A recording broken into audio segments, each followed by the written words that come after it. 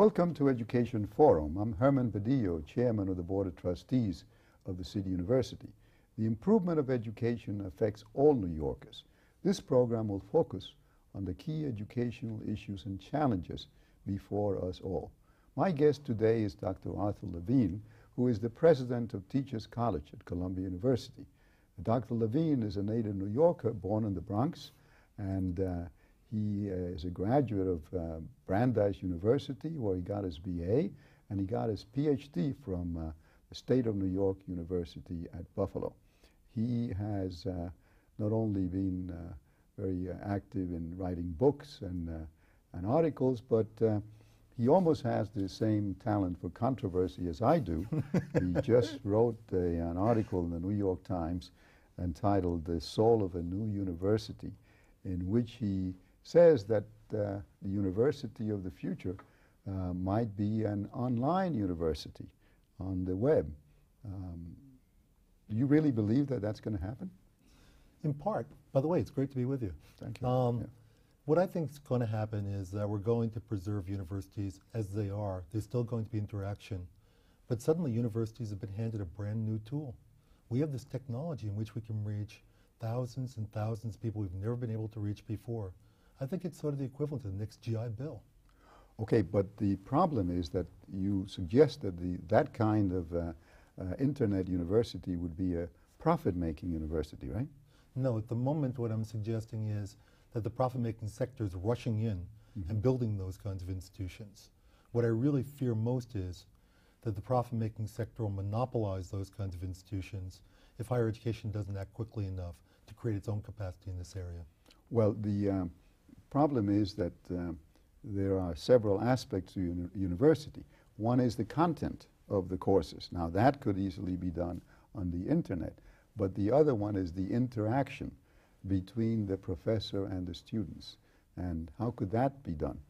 Well, if one looks at what's happening at a lot of traditional universities today, the population 18 to 22 attending full-time and living on campus is now 16% of all college students.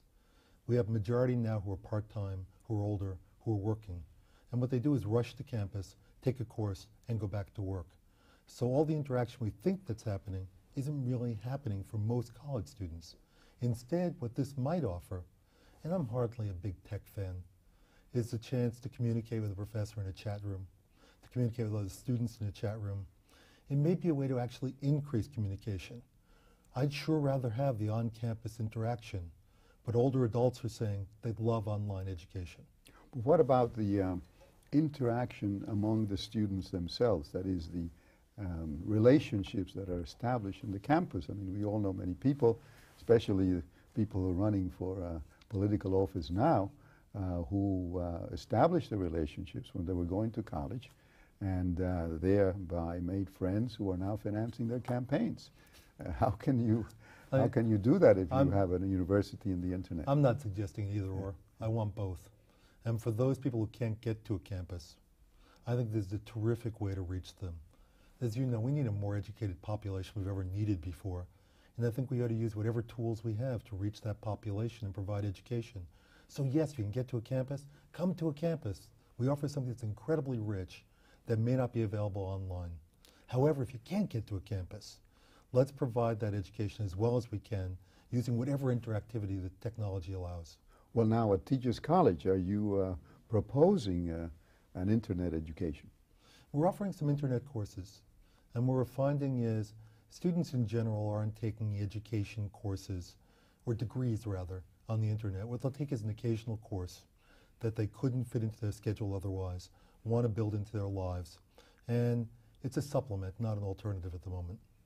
Right. But we are planning some things. And we're beginning to think now about issues like standards in schools. Okay, let me ask about that, because you wrote another article in which you said that the idea of having standards was inconsistent with the idea of having smaller classes. And as you know, everybody who's running for office talks about standards. All the candidates are against social promotion, and all the candidates are for smaller classes. Now, one has to do with standards, and the other one has to do with smaller classes. Why cannot that be reconciled? At the moment, what's happening is we need 2 million teachers, and New York needs a lot of those teachers. And at the same time, what's happening is that the number of kids in schools is actually growing. So the 2 million teachers we need is just retirement. When we add the increased numbers, that's even more teachers. And then what we say is we want to increase standards for teachers so that we need quantity and we need more quality. And then if we do at the same time as reduce class size, that increased even further the number of teachers we have who aren't in the pipeline. And I'm not suggesting we choose one over the other. Because we need both, obviously, right? But let's get going. Yeah. And at the moment we're getting is a lot of empty political rhetoric.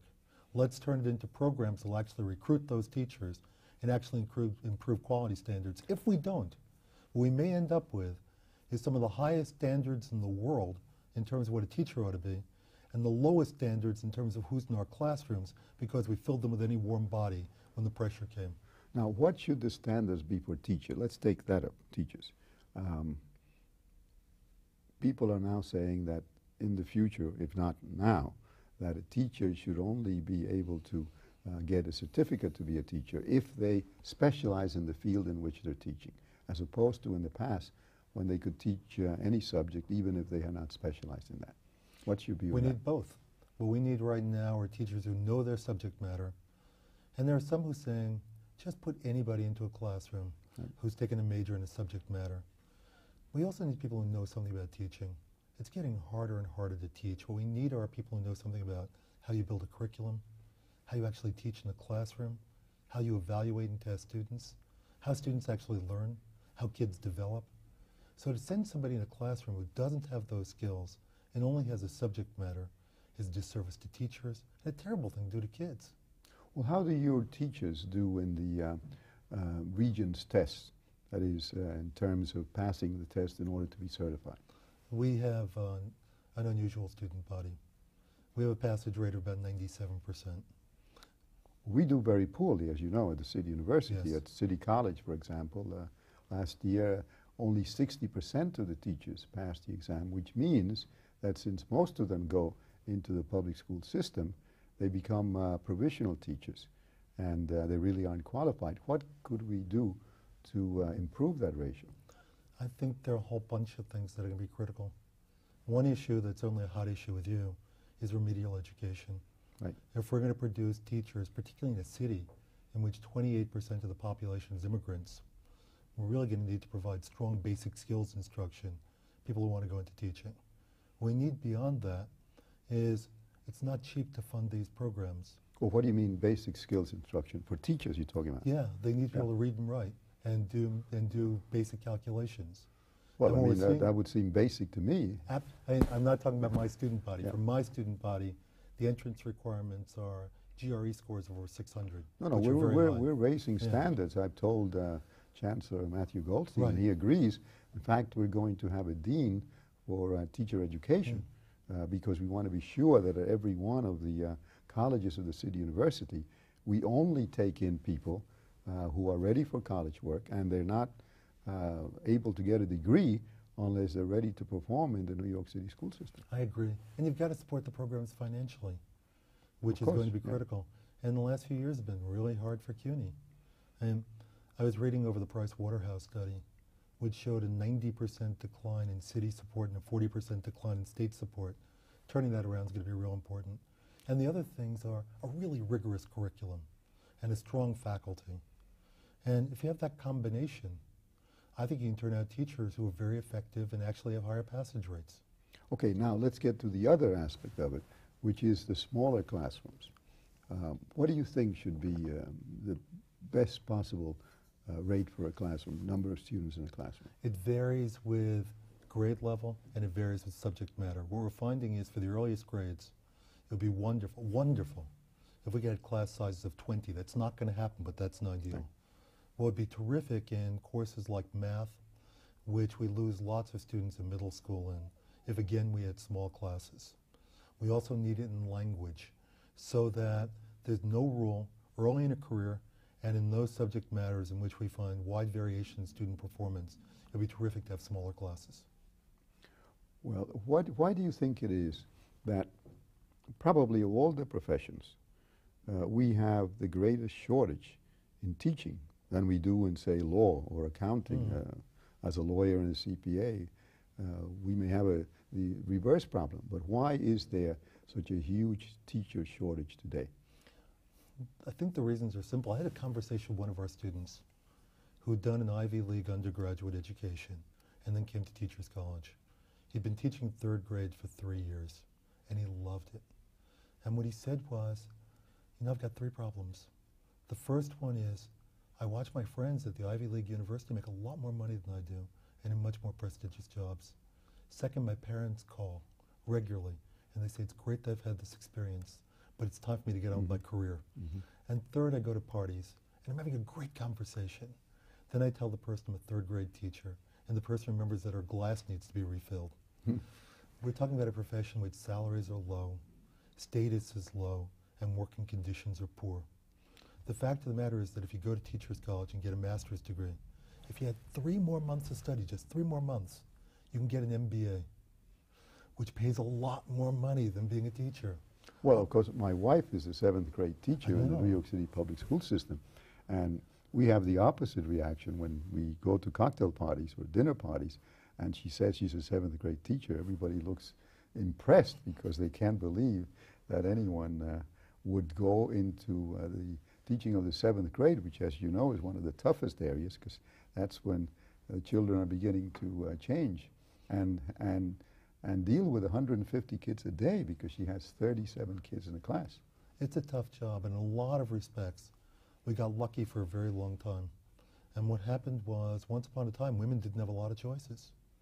So teaching got the benefit of really bright women who could only be nurses, secretaries, and teachers. Now the whole world's open to them. Well, what about the question of the difference in salaries, if salary is the issue, between the city and the suburbs? How do we reconcile that? Oh, that's a terrible situation, which is to say, we need to think about state policies that will in fact reward people who choose to teach in inner cities, or they won't come. What will happen is class sizes get smaller, in fact, is that suburban areas which have higher salaries and better working conditions will be able to pick off the best city teachers, more than they're even picking off now. So unless there's state action to reward people who teach in inner city schools and in the worst subject and harder to get subject areas of math, science, and English as a second language, we're not going to get those numbers. And what we're going to see is diminishing quality in inner city schools. Do you support bilingual education? Yeah, I do. And English as a second language? Yeah, I do. Yeah. I think that, and mine's based wholly on research as opposed to ideology. I think they really make a difference for kids. Okay, we'll be back after these announcements. Do you think you have the power to change the world? I can shape the future, one child at a time. I know I can make a difference in those children's lives, and I know I have. Who knows where my influence may stop? I teach. I teach. I teach. Yes, they're teachers, but to the kids they reach, they're heroes. I think I have the power to change the world. The influence is always there. Do you have the power to wake up young minds, to be someone's hero, to change someone's life? Reach for that power. Teach. If you want to make an impact on our future, call 1-800-45-TEACH. Want to change the world? I teach. I teach. I teach. I teach. I teach. I teach. Be a teacher. Be a hero. We're back again with Dr. Arthur Levine, who is the president of Teachers College at Columbia University. And by the way, Teachers College at Columbia was rated the #1 college in graduate education by U.S. News and World Report for 1996 and 1998. And we're now going to look at a video of Teachers College, which Columbia has provided for us.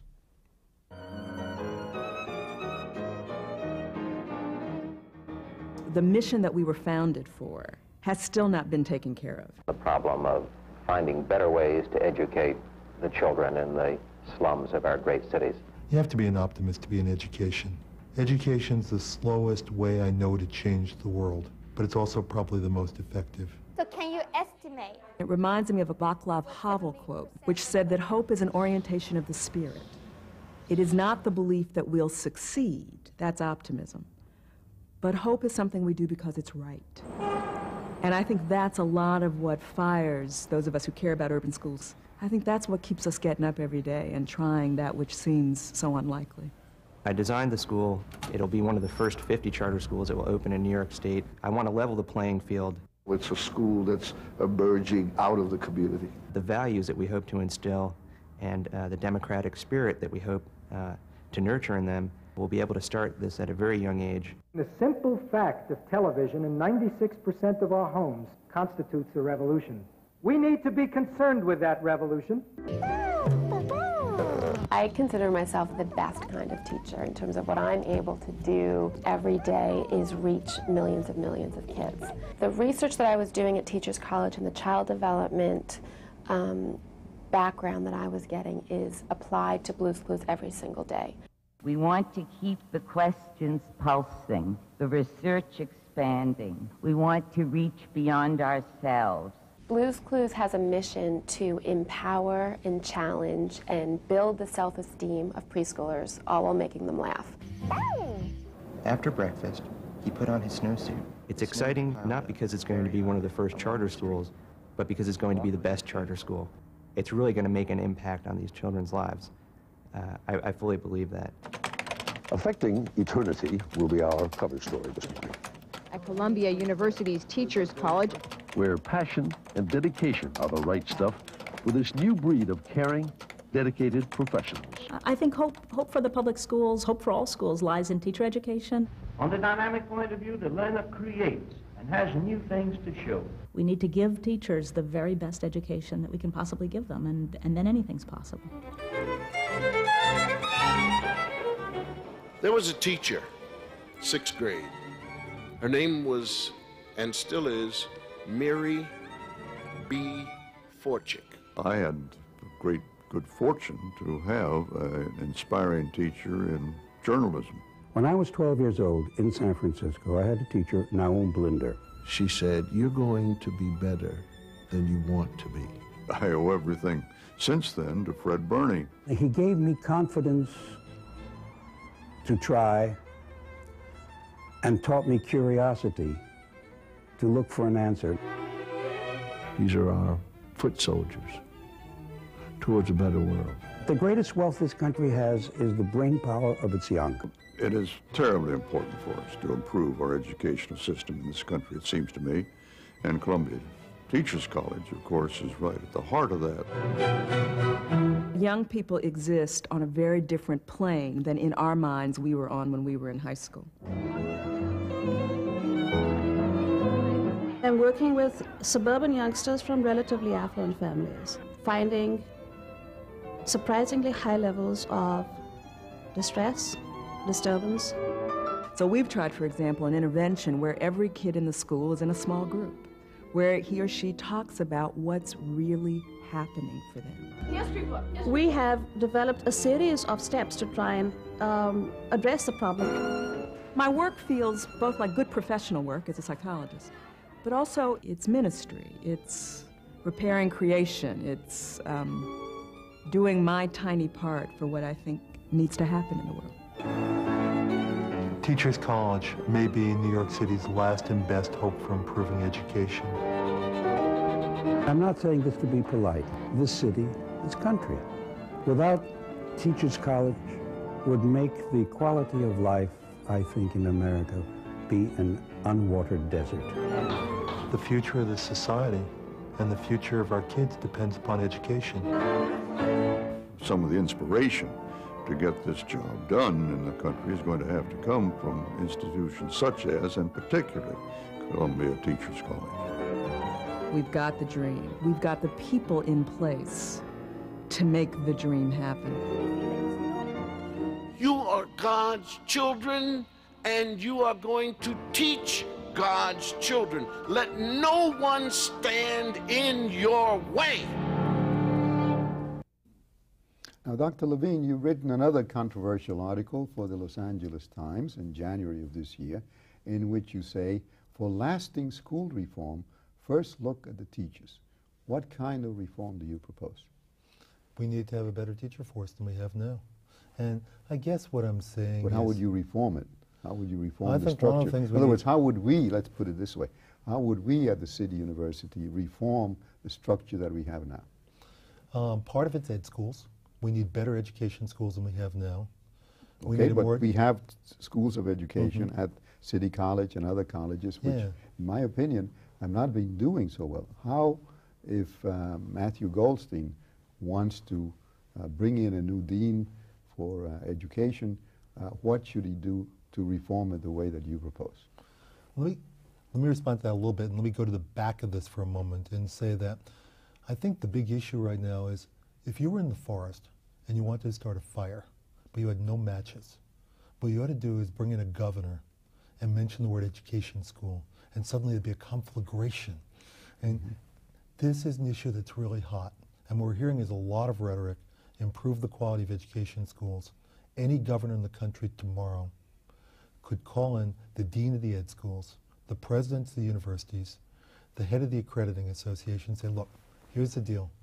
I'm going to give you 1 year to develop a set of standards. If you don't develop them in the course of that year, the day after, I'm going to impose the standards I want myself. So, good luck. That can be done tomorrow. We can close down every weak education school in the United States and invest in the good ones. Okay, suppose I'm the governor and I ask you, what standards would you have? What would you say? A bunch of them. Part of them are, I'm more interested in the outputs than I am in the inputs. What I'm interested in is a rigorous curriculum in which students actually have experience in the classrooms, significant experience in the classrooms, in which they come to master a subject matter, and in which they learn all the elements of pedagogy I talked about before. That's the kind of education they need. Wouldn't they have to go out into the field to do that? I mean, I taught at the Graduate School of Education at Fordham for some years, and what my students said impressed them the most is that I talked about what really was going on, and they were complaining that most schools of education, they don't get a chance to go and see what the South Bronx looks like, and what the relationships with the parents and the students are like. You're exactly right. It's insane to prepare teachers without that. What we need is the equivalent of teaching hospitals. We don't give doctors theory and send them out and say, go operate. We bring them into hospitals, and we teach them how it's done.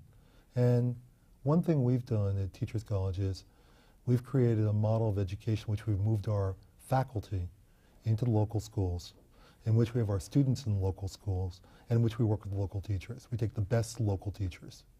And we find is the students we prepare that way do better the first year, they stay in education, and we're also finding there's all kinds of improvements in the schools in which we work.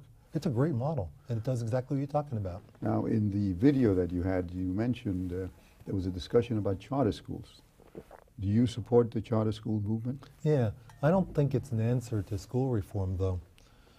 It's a good thing to try. We can have some wonderful experiments. The difficulty with it is, I once asked somebody, how many charter schools do you want in New York City? And the person said, 200. And I said, how big will each one be? And he said, 250 students each. And I said, okay, so that's 50,000 students.